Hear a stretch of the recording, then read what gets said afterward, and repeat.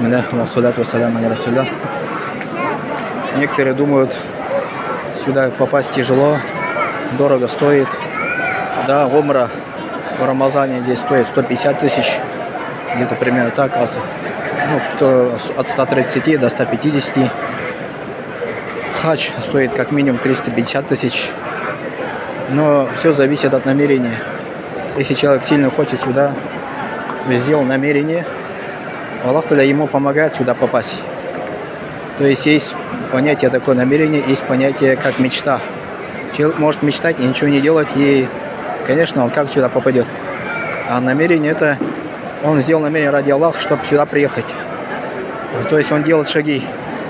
Сперва делает загранпаспорт, второе собирает деньги и просит Аллаха помощи. И Аллах Субхану ва Тааля после этого начинает облегчать ему. То есть давать даже ризык оттуда, откуда не ждет. Как Аллах Тааля говорит, если вы будете богобоязненны, я дам ризык, пропитание оттуда, откуда даже не ждете. И поэтому, чтобы сюда приехать, нужно сперва намерение сделать. То есть сильно намериться и делать шаги, то есть загранпаспорт, и то есть собирать деньги и просить дуа у Аллаха. И Аллах Субхану ва Тааля облегчит, иншаллах.